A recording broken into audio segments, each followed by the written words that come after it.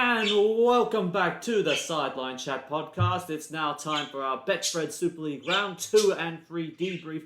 And we start off with the Warrington Wolves downing the Casper Tigers 34 points to 10. We're really expecting Casper to win against Warrington. I mean... I didn't. No, I didn't either. So I was expecting improved performance from Warrington. And I tell you what, that is exactly what I got. Very much an improvement in performance from the Warrington Wolves. It certainly was, and they literally took control from start to finish. Defensively, they were very much better than what they were against Leeds, because this time, and they were on the back foot early. Well, I say that, but the defensive pressure allowed them to score tries even when they were 10 metres on their own try line. Yeah, that's just a skill that Warrington have. To be quite honest with you, that's why they're one of the top teams in the whole Super League. But before we get into that, we got to talk about the witty rascal. Yes! I think he was having a bit too much time just being out in the field. If we were in his shoes and we were in the electric car, we would have been doing the same thing. Yeah, and he's got to deliver the ball twice.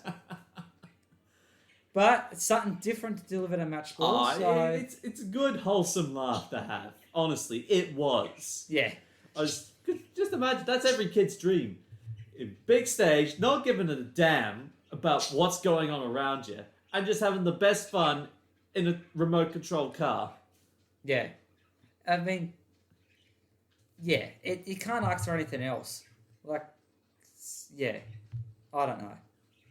Already got, apparently, more than 1 million views on Twitter, that video got. Really? Yeah, really. 1 million views. Wow. But I mean, that doesn't surprise me though. Because you don't see that every day at every rugby league game. Well, any rugby league game, to be quite honest with you. Well, to be honest, it was a much better delivery of the match ball, even if he did a full 180 from one grandstand to the other.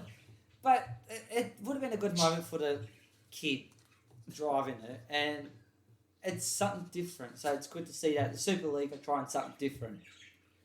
Yeah, but getting back to Warrington, like I said, very much an improved performance, and they had total control in this game. Yeah, and really. And I have to say that we touched on the combination between Gareth Widdop and George Williams. That would really be the standout difference here. And I'll tell you what, George Williams was the standout player for this game. 1 try, 2 try assists, 130 running meters, 7 tackle busts, and I think it was either 1 or 2 goal line dropouts that he forced. I think it was 2 he But the way he set up the tries, look at the Mulhern try.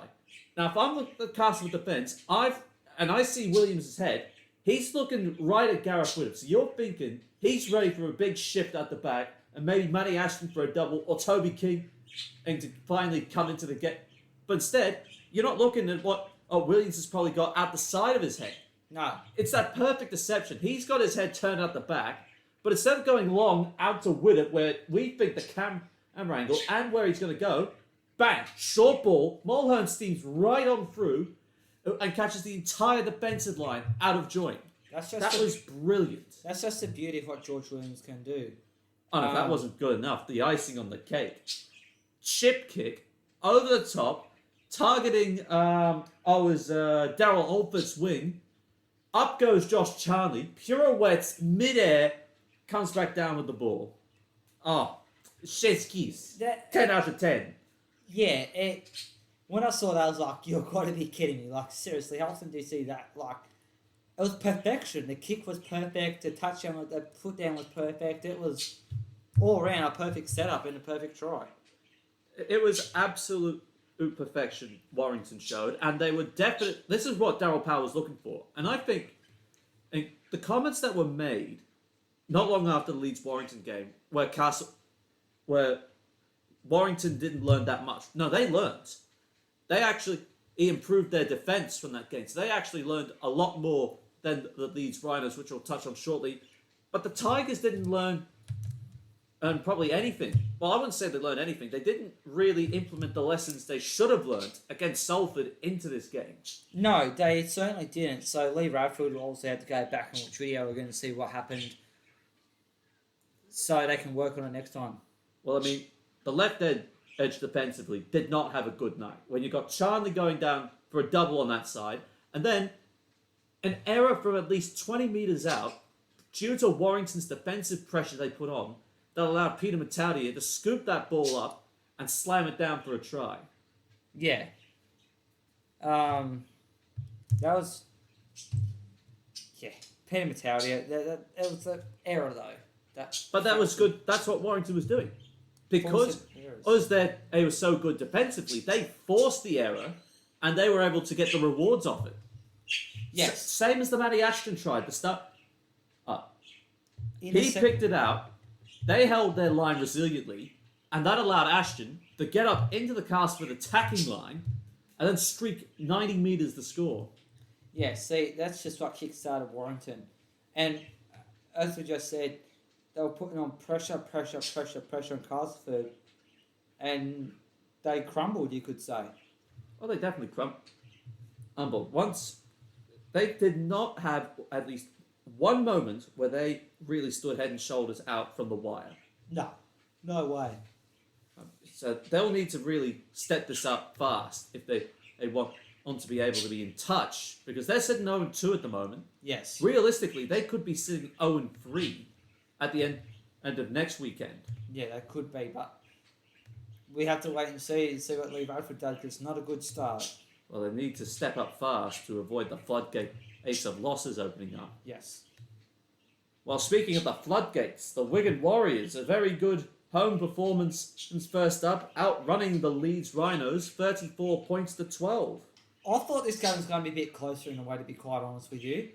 But we got the good Wigan side this time round. Because you never know what side you're going to get from Wigan week in, week out. Might have been true last year, but I think what we saw from the Wigan Warriors is they got that spark. They got the spark and they got speed to burn. Oh, yes. By one particular player. But what Leeds did, I mean, they didn't really have attacking options in the first half whatsoever.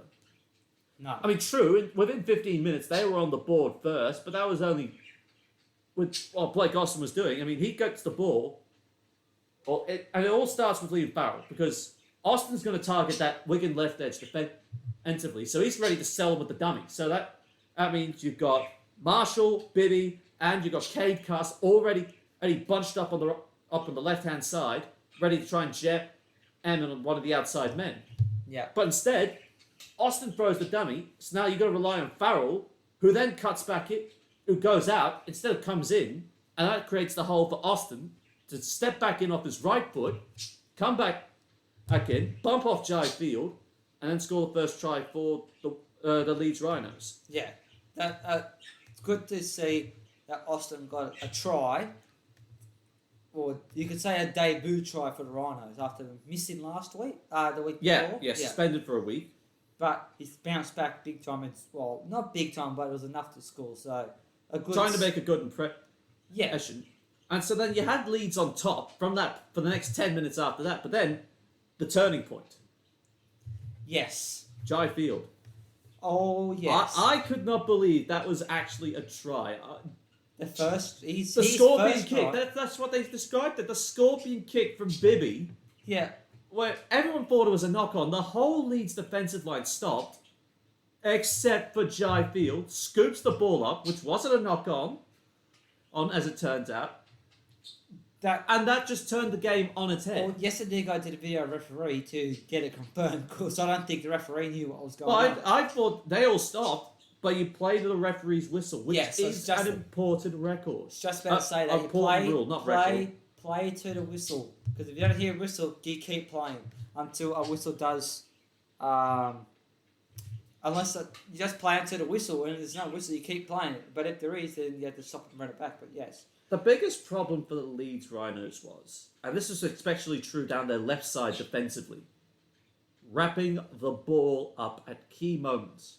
Because you're looking at 6-all, and this is going right up until the halftime break. Then you get John Bateman, gets a flick pass out the back. And who's there to back up? It's Jai Field. Again. And this time he's got that speed to burn through the hole Bateman's created because he's got 3 or 4 players hanging off him. But none of them gets the ball carrying arms. Yeah.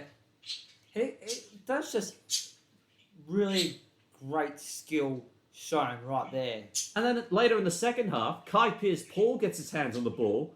And puts a grubber kick in. Puts this nicely weighted grubber kick in. And I think this was Sam Powell's second try he got. After the first try he got, I couldn't even believe this was a try. Picture it this. K-Cust, tackle 4, or I think it was. He puts the kick in. Now everyone thinks Jack Walker's fielded the ball, so we're thinking goal line dropout. The next thing we hear, the referee's called time off. He's signalling to the video referee, and I think the... excuse me. I think the ruling was try, or maybe no try. I can't remember if it was try or no try. I think it was up as a try. And I was like, what? What are we talking about tries for? Yeah, no, it did go up to the video referee as a try, because I was like, wait, what? I don't remember. I didn't see it. No hands in there. No. But then we had another look at it. Walker loses the ball, and Powell's there to ground that. Yeah. And so I'm just like, I was only getting over what the hell happened there. Only for moments later, off Patrick Mago offload, Jai Field sprints the length of the field off the restart. Yeah. And he scores his third try, and this is where he comes in as the man of the match. 3 tries, 2 from 2 goals converted, 261 running meters, and 3 line breaks, as well as 3 tackle breaks. Yeah. So what is this thing in threes? I don't know. Maybe three's his lucky number, you could say. But seriously, Wearing squad number 23. Well, there you go. But considering the season that Dryfield had last year, this was a massive turnaround. Massive. Absolutely. I would say the word. I mean, but for context, the Leeds Rhinos were missing 5 players from this lineup, either through injury, through suspension, or through compassionate leave in the case of Reece Martin. Yes. So they had 5 players missing, and then they lost another 2 during the game. So then they were down to 15 at one stage, but that just... You can't do that. Even if you lose all these players, you just can't put in performances like that. Well, Wigan have shown that they can. And that's one of the good things about a club like Wigan. They've had enough experience to know, or just based on common knowledge too, that they can still perform with less numbers than the opposition, if that makes sense. No, Wigan didn't lose any players. It was Leeds. Sorry, Leeds, my bad. Wow, so that just was a whole nothing burger there. But, so Leeds have shown that if you've got less numbers than the opposition, you're basically screwed. But you just Not can't... always, though. But that mentality, your hands on hips, heads down, you just can't have that mentality, especially with Wigan having found their mojo in attack. And they made Leeds pay for that. They did, big time. So Leeds will have to be looking to do something about that. Well, they're sitting 0-2 as well. There's at least 5 clubs from last week that are now sitting 0-2.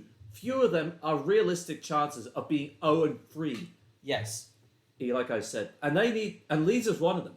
They need to step up now, overcome these challenges, and actually play some football. Because if they can't start out winning soon, it's going to be a long campaign. Championship. It could be saying, hello, championship, very, very quickly. I wouldn't say that. But it's still a long way to go, though. We're only into round 2, so... Yeah. They need to turn something around fast. But it's not looking good at this stage. Otherwise, they're going to get humiliated. Well, speaking of humiliations, Hull FC on their debut on Channel 4 alongside the reigning champions, and it was St Helens running out 38 points to 6 in snow conditions. Well, I wasn't expecting snow conditions, but I was expecting St Helens to win by a fair bit, which is exactly what happened here. But snow. How often do you hear rugby league and snow? Very rarely. Even in the north of England, very rarely. Yes, but it's even extra rare if it happens in Australia. Just ask Canberra Raiders back in 19-something. 2000 against West Tigers. Well, there you go, 2000. But, yeah, no, that was a good performance, though. Discipline cost Hull FC this game. It was bad enough that Connor Wynn got sin-binned early on, but then Luke Gale putting the studs of his boots into Johnny Lomax when the game was still in a reasonable position, and then he got red carded. So goodbye. I'll have a chat with the... So no wonder with a 11-man and defensive line did St. Helens make Hull pay for this. Yeah. So you can't do that against top sides like St. Helens because they're going to make you pay big time. A side maybe like, let's say, Leeds or Castleford, if something happened like that, then they might still be able to keep in the game. Because yes, they're still good sides, but not as good as like St. Helens and Warrington and the likes. So Hull might have got away with it if that happened against like a Casper or Leeds, but because it happened against St. Helens made them pay big time. It was a good note for Mark Percival because, as it turns out, he scored his 100th try for St. Helens since making the move to Merseyside, and their first half was absolutely dominant. And they were pretty much dominant the whole game, to be quite honest. Oh, they were absolutely outstanding. Andy, well in control at 20-0. And then they just kicked on again in the second half for 55 minutes before the misfield. And Hull didn't really have attacking options. But at least Josh Griffin, I will say this, at least Griffin, off a Josh Reynolds bomb that was misfielded, at least he did give a good chase on to get that ball and score the only try for Hull FC. I wouldn't say it was misfielded. I'd say it might have been how the style of the kick was, and Jack Wellesby wanted to let it bounce at least once and then catch it, but let it bounce twice, and the Hull FC were already there. It was too late, and that's what led to their try. But I'm calling it as a mistake from St. Helens, which you don't see very often. Very rarely, but they were 26 up, nil up, so they wouldn't really be concerned. They'd be upset they conceded, but they were really on top up at this point, and the left edge of St. Helens made them pay. But I got to tell you, Josh Sim coming in for Will Hopewadi at probably an 11th hour call-up due to the rib injury Hopewadi suffered from. 2 tries, 138 running meters, 6 tackle breaks, and 3 line breaks. Good How effort. about that for a guy that's just been called up? That is a brilliant effort there from Sim. Like, to get a double in like little game time that he has gotten up, and he did a double. Got a double. That is unbelievable. But just, they got punished, and especially for the middle of the field. Alex Walmsley, another 200 running meters, 210 running meters. Wow. He gets. So that's the problem. If you can't contain Alex Walmsley, you're in trouble. And especially if you can tackle break as well, which he can. Another 5 tackle breaks for Alex Walmsley. Wellesby, on the other hand, he scored a try after recovering from getting clobbered by Wynn. Yeah. 3 try assists. It's Hull just crumbled up in half. Yes. They could not handle St. Helens whatsoever. No. They couldn't handle Walmsley. They couldn't handle Conrad Hurrell. They could... Basically the whole side. Yeah, exactly the point. They got run down from word go, and they had no response. No. Good old Brett Hodgson will be scratching his head. Oh, he will be scratching his head because he lost Jake Connor, I should say, for suspension. Then Connor Wynn gets yellow carded. Then Luke Gale gets yellow carded. Gale's now out for 2 months with both his charges added up at the judiciary. Yes. That's not a good sign. No. So testing their depth quite early on in the season, which is not what you were hoping for. Not at all. Or it's just Hull need to turn this around because now they are facing 1 and 2 start back-to-back losses. Yeah, you don't want that this early on in the season, not this long. I mean, they were good against Wakefield, but then they just went and pear-shaped. Yeah, so something's gone wrong there at Hull FC that they need to fix up fast, really. They really need to fix that fast. But they're not the only side of Hull that's in a bit of trouble at the moment. Hull KR are now up to talking about. Going down to the Huddersfield Giants, 26 points to 12. I think Huddersfield took control of the whole match. Very strong from word go. Theo Fage had that ball on a string. He did. And he's learnt that from being at... Well, he's been in a good system at St Helens. Yes. Where he's had Kieran Cunningham, Justin Holbrook and Christian Wolf there. Yeah. And he's been able to develop his game alongside Johnny Lomax and Matty Smith, if all up. And of course, Sean Long, I think, was there for a time as well. One of the great champion halves at St Helens. And it's now coming to Huddersfield, and he's flourishing. He certainly is, which is good to see.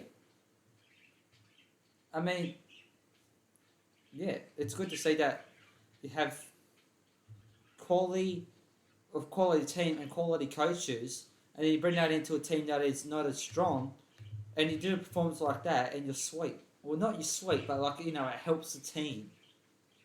Yeah, they were very strong in attack, but to be fair, Hull KR's defence was flimsy. Yes. Absolutely abysmal. I mean, think of it this way. They were dragged out of position and holes opened up. Luke Yates shouldn't have scored that try, yet he did. Yeah. Chris McQueen, they should have been able to cover his second try, yet they couldn't do that either. And outside of Mikey Lewis, is pouncing on the loose ball to score Hull KR's second try, I think it was. Yeah, second try. Hull KR didn't have anything in attack either. It was literally no different to the performance they put in last week against Wigan. Exactly. Or 2 weeks ago. Yeah, something's not right in Hull.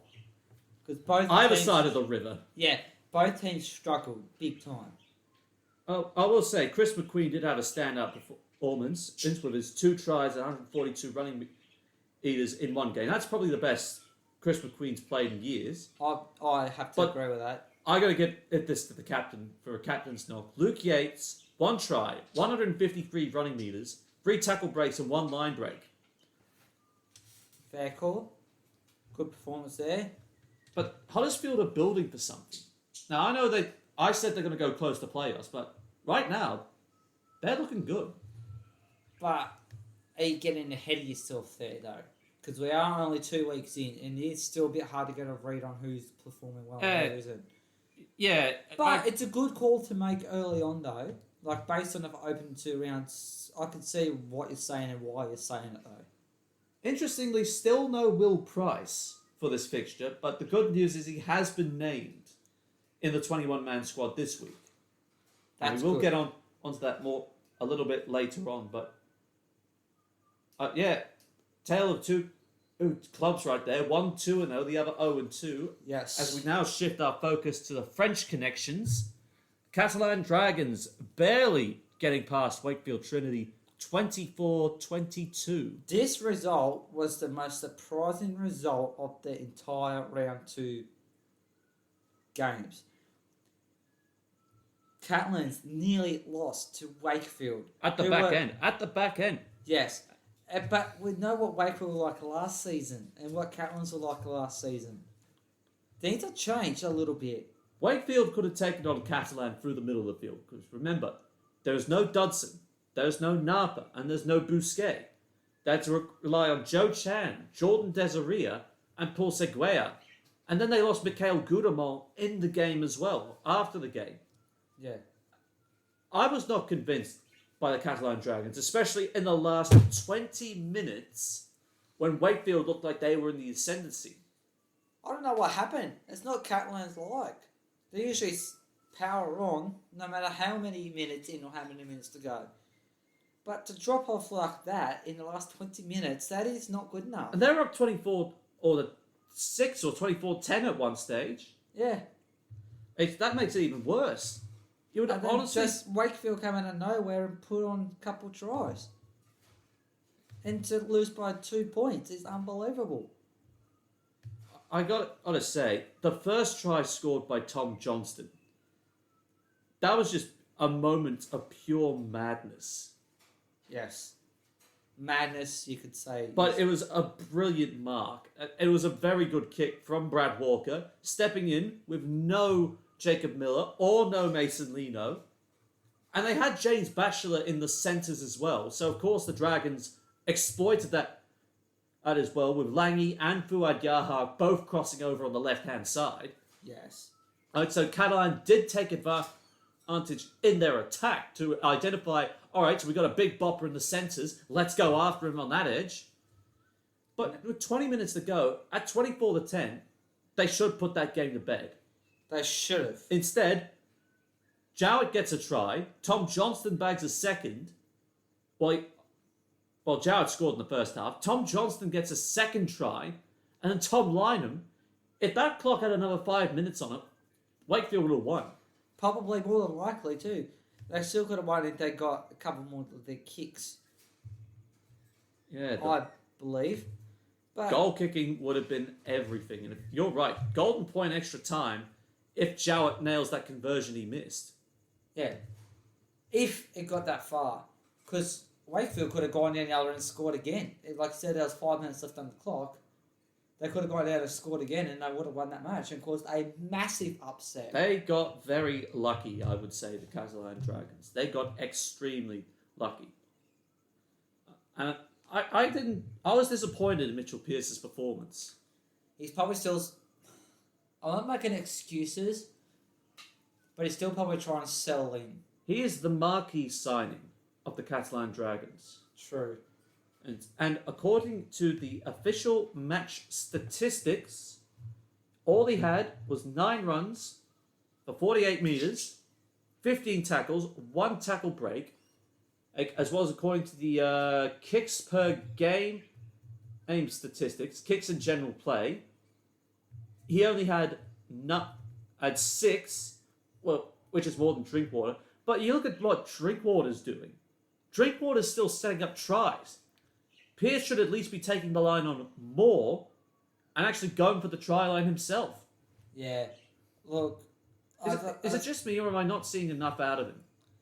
Well, I'm not saying that I agree with you there, but in saying that, Super League, like I said, is different physicality than what NRL is. So he has to also adapt to that as well. Adapt to a new side and their playing style and the likes of that. Is it still maybe a hangover, like the club as a general, still a hangover that they didn't win from the grand final? Is that still maybe playing on their mind? I'm not quite sure. But they're usually, if that happened last year, Catalans would have absolutely belted Wakefield. They would have belted them. I'm with you. They would have belted Trinity into the ground. But I know this is a new season and early on, but it's not looking good. If Wakefield could almost beat the grand finalists from last year. Yeah. Well, the standout for the Catalan Dragons, it was very slim pickings, but I'm going to go with Joe Chan for this game. Coming in as a bench forward with your middle forward depth really being tested, this is what he produces: 143 running meters, 2 tackle breaks, and an offload to boot. I'd say he, Desaria, and Seguea all stood up very well. They certainly did. So, obviously now, when the others come back, Steve McNamara will have a difficult choice to make, in a way, like who to start and who to play off the bench. Well, he's just be thinking. And even he was filthy with the result. He said, we should have won 30 points to 10. I agree. That's what Catalans he knows that his side is much better than what they showed. But they got to start. All right, they got one win on the board. It was an ugly win. Now let's see either build off that. Yeah, exactly. They certainly do. And even playing in front of your home crowd to almost lose the game, that's not a good sign either. Like you'll be having a home ground advantage, you think you're going to pile on the points, but that did not happen. No. They were off, Catalans. They were off, but they were lucky to get the win. And I think it's much better for us to talk about the Catalan Dragons 1-1 rather than being one of the 0-2 sides. Yes. I'd say. Which is a perfect segue to the next one. Yes. Finally, the last game and to look at from round 2 of the Betfred Super League was Salford downing Toulouse Olympique 38 points to 12. Speaking of 0-2 games, Toulouse. It was always, we said this last week, it was always going to be tough for them. coming into the Oh, Super exactly. League. And especially with Storm Eunice making the situation even worse than what it was. Yes, that's true. Where you had torrent conditions, monsoon-like, you would have to say. They were just very unideal conditions. It was. But the game still went ahead. Toulouse will have to get used to the English weather because they'll be travelling there a fair bit throughout the season. But yeah, they were like nowhere again. But Salford, on the other hand, 2-0 to start the year. They were very good, I would have to say, the Red Devils. And deeper in their own half and off the scrum, they made Toulouse pay in defence. They did. They put 38 points on Toulouse. You can't argue that wasn't a bad performance. It was a very good performance. They were very strong early. And Brody Croft really had the running early. He did. Which is what he's probably gone there to do, is run the ball, let Snead do the kicking and the likes of that, which is what started to happen here. That's what certainly happened in this game against Toulouse. It almost went a little bit pear-shaped at 20 points to 12, where Toulouse fought their way back into the second half. You'd have to give them credit on that part. Yes. But they did try and force the issue to the point where it made Salford slightly uncomfortable. But it didn't really faze them, though. No, it didn't. I have to say, I know who your man of the match is going to be.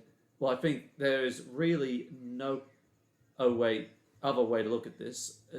Salford's defence first 30 minutes was absolutely strong.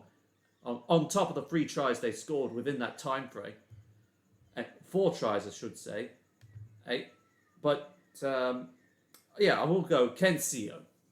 4 tries, 140 running meters, and 2 tackle breaks. He was so hard to not be man of the match. Like, seriously, 4 tries. His last try being... But with half an hour to go, you'd almost be mistaken for Toulouse to almost cause an upset at 20 points to 12.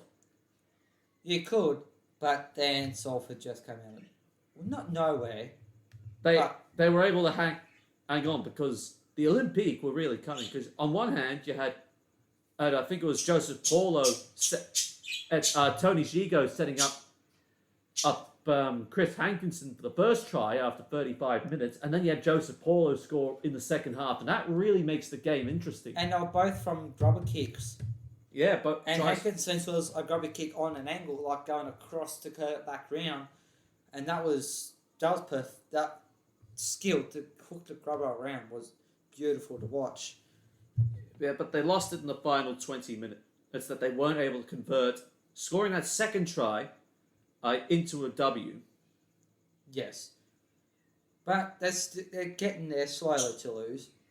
Well, they need to probably step it up a bit because it was no different to last week against Huddersfield. They were behind, tried to fight their way back in, but then they slumped back to not being in the contest at all. Yeah, it was kind of nearly a repeat of what happened scoreline was, although Toulouse only got what? They got 12 last week, didn't they? 14. 14, so nearly a repeat scoreline of what happened against Huddersfield in round 1. Yeah, it just was an ugly look, but whether or not they can bounce back from this one, if the next opposition they got in tow, I don't know. It's going to be a very long road for Toulouse Olympique. Yeah. But Paul Riley's start to Salford head coach is quite good at the moment. Yeah, it definitely is. It'll be very... Also, there'll still be stuff to... There's still little bits and pieces that I'll have to work on. there's still 6 months left to go after this week. Yeah, so we're not getting too much into it, but it's a good start, which is what you want. Oh, yeah. Now, from round 2, we jump to round 3, and it's the Leeds Rhinos starting off against the Catalan Dragons for your round 3 clash.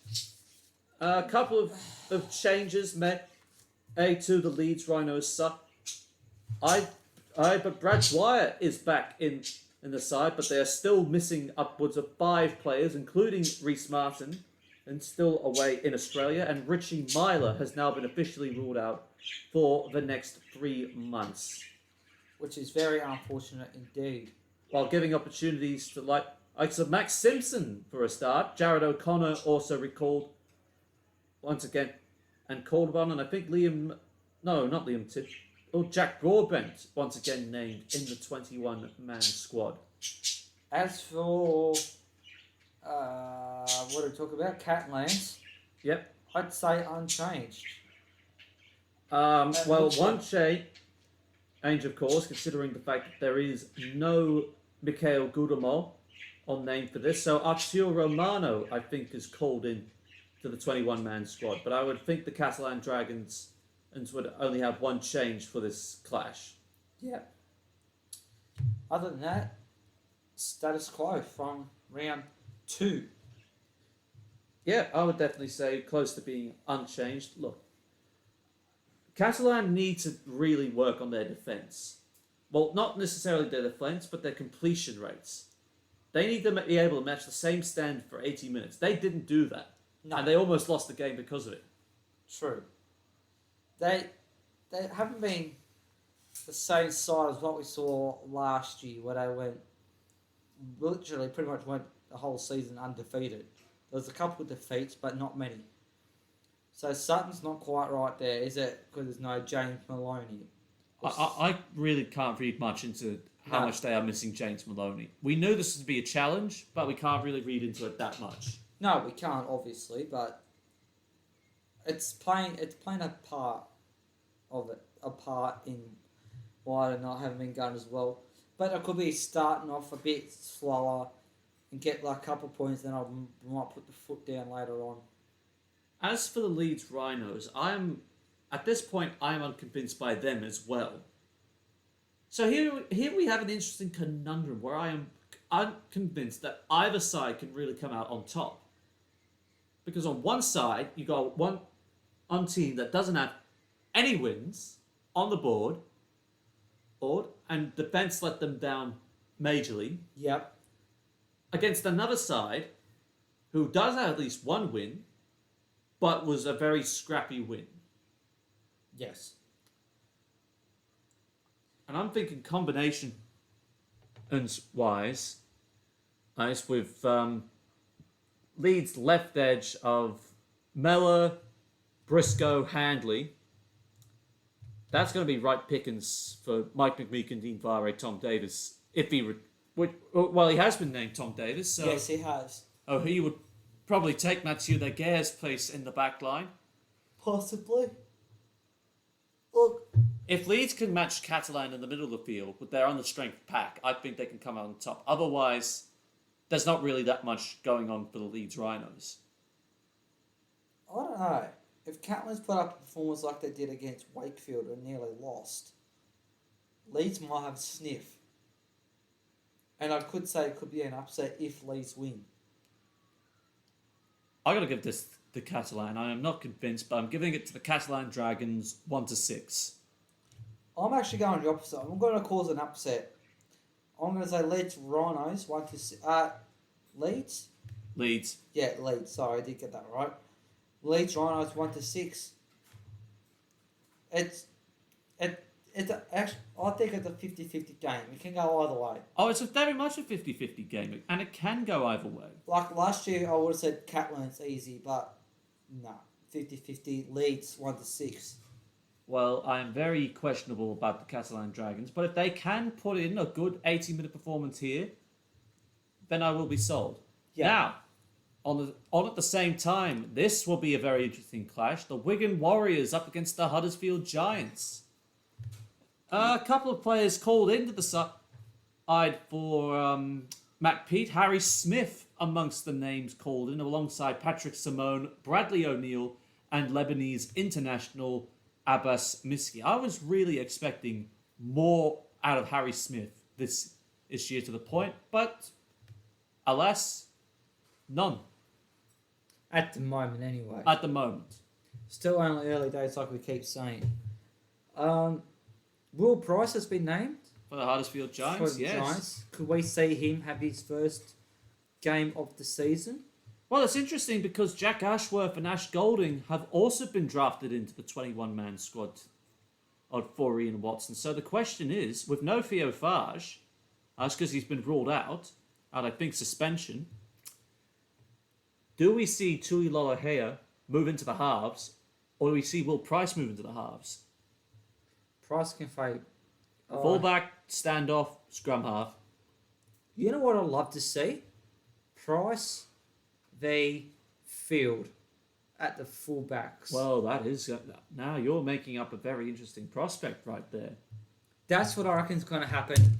Price versus Field, battle of the fullbacks. And Ollie Russell moves to scrum half, in your view? Yep. If I'm saying that, then that's what I'm going to say.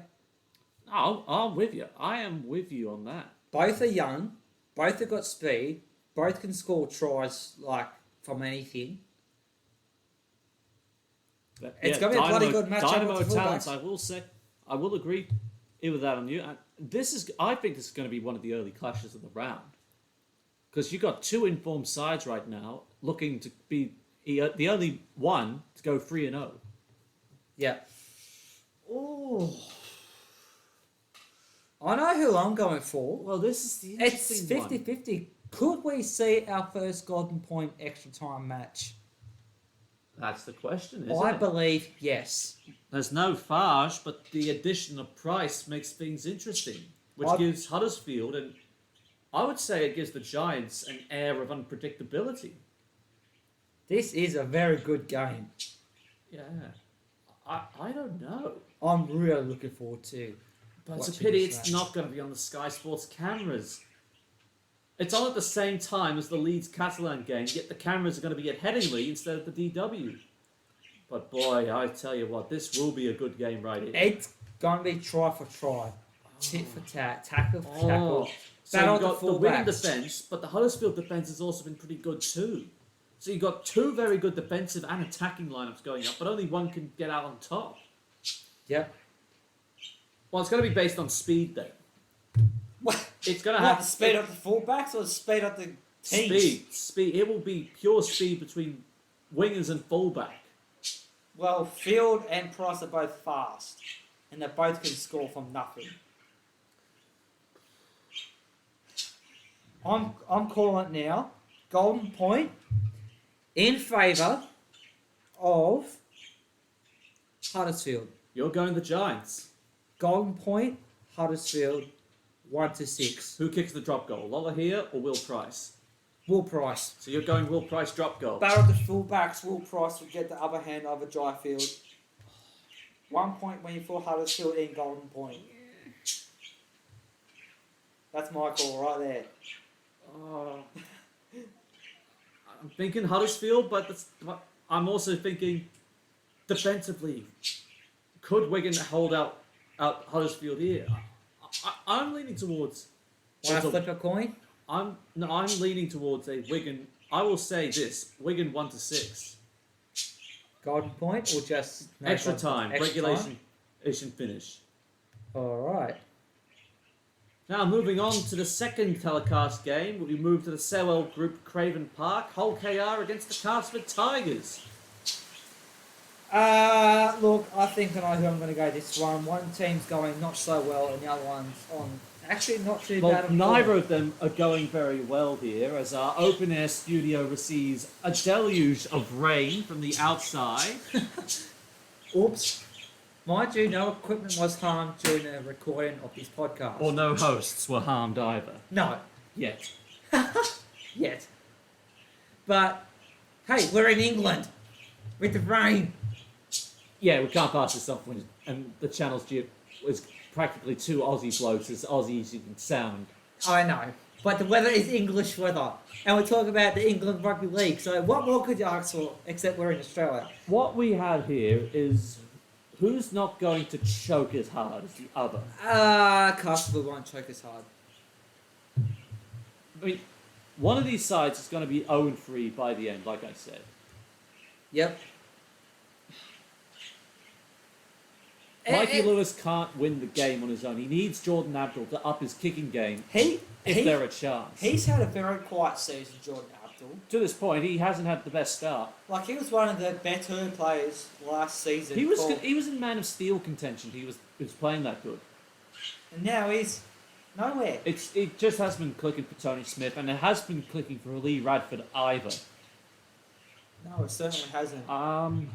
But it's going to be another close game, I can tell you this. I don't know. I don't know, to be quite honest. Like, both have got good... both their attack and defence are good in some parts. of a game compared to the other. If that makes sense. Like, where their attack is good compared, like, in one part of the field compared to the other side, the attacking is better in another part of the field. It will come down to who's got the better attacking side and who's got the better kicking game. I wasn't convinced by Casper last week. I'm not entirely convinced by them this week, and I think Tony Smith's going to give them a good rev up. I think Hull KR are going to come out 1 point under 6 winners. Nah, I've got a feeling it's coming 1-6, but in favour of Castleford. Going away. It's another 50-50 game like Wigan Huddersfield, but except it's kind of a different battle. Now, moving on, we have St. Helens versus Wakefield Trinity. Well, based on the performance that Wakefield did against Catlins last week, Wakefield could, and I say could, give it to St. Helens. But, knowing St. Helens and how good they are... The equation is simple for Wakefield. Stop Alex Walmsley. That's all they have to do. We say that every week, but it's true. It is true. He tore Hull apart through the middle with 210 running metres. Yeah. If you want to win a game... And Will Hopewadi is said to be included in the 21-man squad for Christian Wolf as well, so he could be back. And apparently there's positive news around Regan Grace as well. So St. Helens are near at full strength in the back line. Yeah. But Wakefield, on the other hand, will probably be missing a few players. I'm going to give this to St. Helens 13+. Yeah. They are just a league above, well, really everyone at this point. Like they have done so for the past 3 years. Hence why they've been 3 premiers in a row. 3-time champions. 3 times champions in a row. You can't go past them. No. As you say, never write off the Saints. You never do, and if you do, you are an idiot. Which I may or may not have done once or twice. Now, moving on to the other side of Hull, we have Hull FC up against the Salford Red Devils. Look, I think this is also a bit too easy. Jake Connor coming back, but they've lost Luke Gale for 2 months, and they've just been humiliated in defence. Yeah.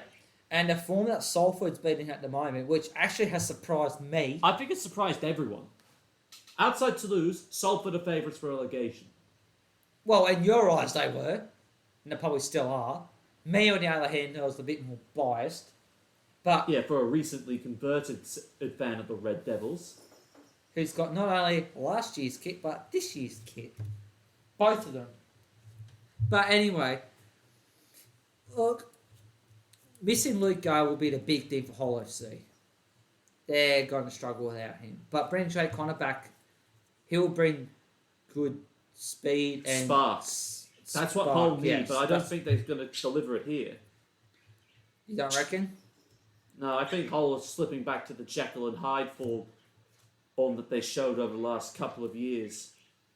Hot 1 week and then cold the next 2 or 3. Yeah, fair enough. I'm giving this to Salford 7-12. Well, the form compared across the 2 teams, Salford are in a better form. I'm going to say Salford, same as you, Salford 7-13. I just or think 7-12, sorry. Brodie Croft and Ken Seo on that right edge, they will give Hull all manner of trouble. Yeah.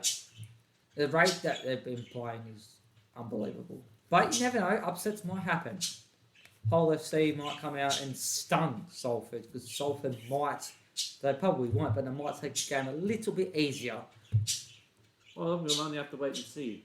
And finally, the final game of round 3, it is Toulouse Olympique against the Warrington Wolves. Shut the gate right here. This is going to be a Warrington 13+ victory. Yeah, Toulouse have struggled. They've got 14 points in the first ever Super League match. They got 12 points last week. Warrington are going to blow Toulouse off the park, and it'll probably come down to yet another George Williams man of the match performance.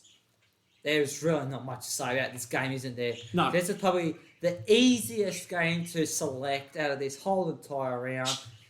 Warrington... It is a genuine shut-the-gate moment. I think Warrington, on their first trip to Toulouse, they're going to come back with 2 points. Yeah, 13, straight up. 13, I was going to say 13-0 for a second. 13+ win for Warrington. I cannot see it any other way at all. it's just shaping up that way. As much as we don't want to think and preempt that No. Toulouse are absolutely playing horrible football. They're still learning the Super League. They got to keep pace, but right now the pace is not keeping up with them. Well, let's just say I think my bold prediction of having Toulouse third is sliding very, very quickly.